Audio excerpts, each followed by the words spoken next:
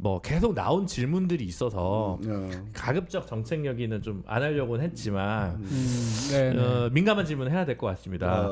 2017년 왼쪽 이재명 당시 한상규 위원장님이 그때 그 옥고를 치르고 있는데 저런 사람을 고용노동부 장관으로 하고 싶다 이제 그 당시 했던 발언들을 굉장히 소환을 많이 해서 만약 그 제안이 지금 유효하다면 입각하겠느냐 요거 물어봐달라고 아까 최영기님이랑 유시티즌님이 질문을 주셨는데 일단 그때 심정은 어떠셨습니까? 왜 갑자기 나를 뭐 그런 신문 보니까 나왔더라고요. 그리고 또 한동안 지금도 물어보는 사람이 많아요. 친명이냐? 아니 뭐 대선 경선을 한다니까 잘 있다가 이재명이 될 것 같은데 왜 그렇게 험난한 길을 가시냐 이렇게 이야기하면 정말 속이 많이 상하고 이런 거죠. 여기서 딱 잠깐 끊어갔어야 되는데 유튜브 각이 나오는데 한상균 친명 논란 이렇게 해서 쇼츠가 하나. 그래가지고 제가 오신 분들한테 이렇게 이야기를 했어요. 물론 그때 당시 이제 대선 후보들도 거의 다 감옥 면회에서 다 봤어요. 뭐 방금 이야기한 그분도 보고 다 봤죠. 다라 함은 그 야권의 대선 주자들은 2017년 당시에 그러면 지금 약간 금기시되는 이름들도 있는데 많이 있죠. 뭐 안희정이라든가 뭐 박원순, 문재인 뭐 이런 분들이 다 순시하듯이 거의 많이 왔어요. 아니 근데 그때야 뭐 점지하셨군요. 뭐 심상정도 아니, 보고 다 오고. 나도 갔는데. 근데 정치인들은 그때 보니까 다 자기가 지향하는 책을 한 권씩 다 가져왔어요. 그랬구나. 책 안 가져오셨잖아요. 기억이 잘 안 나요. 이런 거 있는 거죠. 근데 대체적으로 상당히 지금 이제 보수 양당의 후보로 나서는 사람들이 자기들도 또 운동을 했으니까 이제 약간 마음은 야 한상균 당신한테는 이 책을 주고 싶다. 그래서 그런 건지 뭐 무아카라든지 네루다라든지 아엔다라든지 눌라 책이 한 3권 들어왔고 뭐 이런 식으로 그래서 세상은 여전히 노동자 민중이 직접 집권해야 되는구나. 이건 뭐 알고는 있는 것 같았어. 이제 이런 그렇지만 이제 본인들이 여전히 이제 기득권 반열에 가버리니까 그것은 그때 운동 시절의 추억으로 좀 남고 그래서 제가 오히려 이제 이야기를 했죠. 대선 후보로 나서는 분들이 그렇게 가볍게 이야기한 거 옳지 않다. 정말 내가 여러 가지 할 수 있는 이야기가 있지만 유럽의 많은 선진국들에 대해서는 총회에 총리나 대통령이 초대받으면 당연히 가고 의장으로 있는 소위 민주노총 위원장 밑에 의장석 밑에서 축사를 하는 이게 너무나 다양한 것인데 이 나라 노동자 대표를 너무 쉽게 생각한 부분에 대해서 정치적으로 상당히 가벼운 부분이 있지 않느냐 이런 이야기를 했어요. 제가 하니까 본인은 그때 당시 이제 그 부분에 대해서 이런 이야기가 들어왔네요. 직접 들어온 것도 있고 아닌 것도 있었는데 그것은 뭐냐면 자기는 노동부 장관이 방점이 아니고 어떻게 보면 감옥에 인재를 등용에 있어서 결단이 필요하다. 감옥에 수용해 있지만 꼭 필요하면 나는 바로 사면해서 적재적소에 인문을 정부를 잘 꾸려보겠다. 이런 취지였다. 이렇게 또 이야기를 들은 바 있어요. 누가 얘기를 한 거예요? 뭐 여러 가지 있습니다. 여러분들 근데 이제 제가 얘기를 듣다 보니까 물론 이제 굉장히 큰 인재이기도 하고 그런데 이 우리나라가 보면 노동자 특히 이제 이 총연맹 위원장을 함부로 다루는 이 이제 정권들이잖아요. 그러니까 우리나라의 노동이 얼마만큼 이제 그렇죠. 가볍게 여기고 있는지 이건 정말로 분노스러운 부분이에요. 적어도 총연맹 위원장이면 적어도 노동자를 대표하는 거잖아요. 그러니까 우리 사회에서 가장 핵심적인 어떻게 보면 주권자의 가장 많은 부분이기도 하고 또 가장 중요한 세력이기도 한데 그 연맹의 위원장을 체포하고 구속하고 함부로 다루는 거에 대해서 정말로 이제 지금 권력이 있는 사람들은 반성해야 된다, 성찰해야 된다. 예. 그래서 그만큼 이제 우리 노동이 얼마만큼 우리 사회에서 천시되고 있는가를 단적으로 보여줬던 거예요. 그래서 우리가 권력을 잡지 않으면 그 상황은 계속 될 겁니다. 아마. 그래서 예. 우리가 수적으로 나오지 않았습니까? 그렇습니다.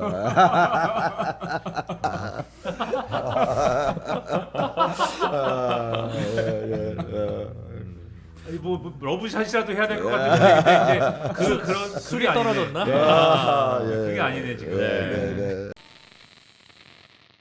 오히려 그래서 나는 이제 지금 다음 대통령이 민주당에서 되면 저는 이런 이야기는 할 수 있을 것 같아요.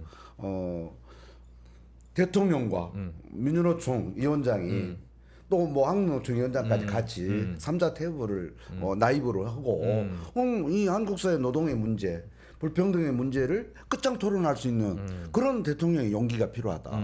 그런 제안을 저는 지금 이 자리에서도 드리고 싶고 늘 해왔어요. 그런 이야기를. 근데 그렇게 실천하는 대통령이 한 명도 없어. 네, 그걸 싫어해요. 그거를 할 수 있는데요. 왜냐하면 그 재벌 회장들을 잘 만나잖아요. 그렇죠. 왜 그 노동자의 대표 주자를 못 만나?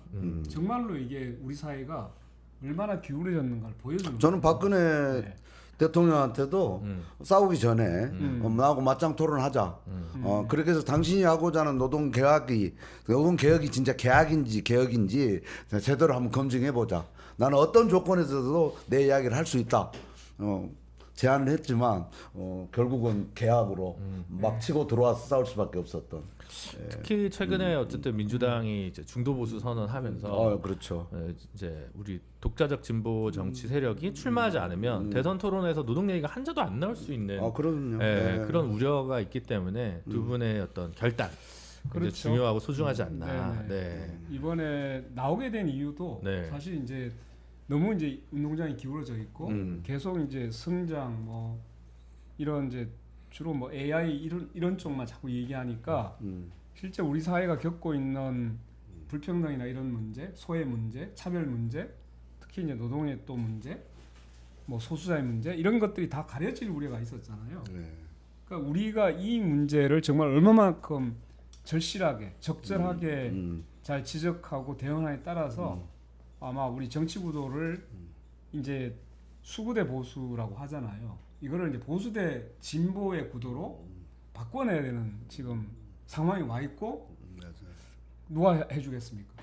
우리가 해야죠. 네, 그렇게 생각하고 있습니다. 네네. 하도 질문을 안 하시니까 진행을 좀 해주세요 변호사님이. 이게 진행이에요. 우리가 지금 하고 왜 변호사가 된 거예요? 우리가 지금 하고 있습니다. 말을 하려고 변호사님 거 아니에요? 말하려고. 역시. 아니 제가 두 분은 너무 눈치를 보고 있어. 내가 권력에 이렇게 굴종적인 언론이었다는 걸. AMC라서 그런 거 알았습니다. 아니에요? 대장정 출신이라서. 비교적 이제 한상균 위원장 같은 경우 권영욱 변호사님보다 더 이제 정치 신인이지 않습니까? 물론 이제 민주노총 직선제 하셔서 큰 선거를 전국 단위에서 하셨지만 권영욱 변호사님은 이제 지역구도 2번, 이제 비례도 1번 해서 3번이나 이제 선거를 또 치렀는데 한동훈 위원장이 대표가 제일 싫어하는 말이 검사밖에 안 해봤잖아. 요거라는 거예요. 그러니까. 노동밖에 모르잖아. 막 이런 질문이 들어올 수도 있거든요. 지금은 정의당이 노동이 실종됐어. 막 이런 비판하지만 민주노동 시절에는 야 너희는 노동 얘기만 해서 집권 정당으로 가거나 교섭단체로 못 가는 거야. 노동만 해서 확장을 못해. 평론가들이 다 그렇게 떠들었다고요. 그게 말하자면 뭐 노동에 대한 것이 강점이자 약점일 수 있는데 그런 질문이 들을 수도 있을 것 같거든요. 노동밖에 모르는 거 아니야?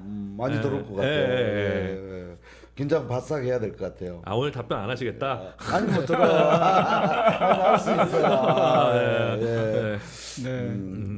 노동밖에 모르는 뭐 사실 지금은 아까 이대로 가면 뭐 노동에서 후보를 못 내면 사실 다 건너뛸 거예요.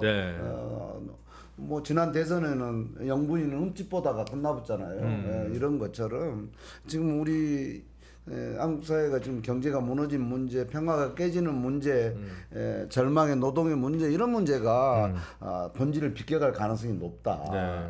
그래서 제가 뭐 깊이를 얼마나 알겠어요, 사실. 그럼에도 불구하고 노동자의 시각으로 이야기할 수 있으면 좋겠다. 그리고 그런 이야기를 저는 뭐 기죽지 않고 하면 좋다. 지금은 왜? 온갖 이번 탄핵 국면에서 엘리트 망나니를 많이 봤잖아요. 그들이 우리가 생각하는 상식이 아니야. 맨날 1등한 사람들이 이 나라 정치 이제 그만해야 된다. 그만해야 된다는 이야기를 저는 가장 강력하게 하고 싶어요. 이번 무대에서. 뭐 그렇게 해서 정말 잘 배운 엘리트들이 뭔가 독점하고 할 수 있는 이런 공간이야. 정치의 공간이 아니라 정말 한번 넘어져도 일어날 수 있는 이런 사회 분위기에 같은 공동체를 어떻게 꾸려갈 것이냐. 이런 사실상 측은지심도 있고 호혜도 있고 시혜도 있고 포용도 있는 이런 지도력에 대한 평가가 필요할 때가 아닌가. 예. 권혁 대표님한테는 똑같은데 또 역으로 이상한 질문이 들을 것 같아요. 예를 들면 진보 정당에 지금 노동이 진짜 필요한데 아무리 당신이 노동 변호사로 열심히 살았지만 민주노총 위원장 한상권에서 밀리는 거 아니야?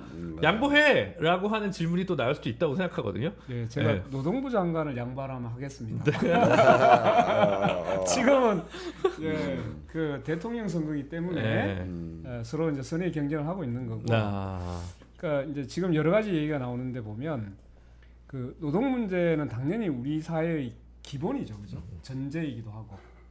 그럼 여기에서 이제 기후, 뭐 여성 문제, 그다음에 소수자 문제, 생태 문제, 또 이 장애 문제, 뭐 이주민 문제 이런 것들이 굉장히 복합적으로 지금 우리 사회를 여러 가지로 어렵게 만들고 있고, 그래서 이제 지금은 복합 위기라고 표현을 쓰고 있잖아요. 특히나 이제 또 그 기후 위기 때문에 뭐 AI, 디지털 이런 것들도 엄청나게 이제 산업 전환도 이루어지고 있기 때문에 총체적인 이런 이제 복합 위기에 대해서 어떻게 대응할 거냐, 여기에 대해서 대응력을 갖춰야 된다, 이런 요구들이 굉장히 많이 있습니다, 사실은.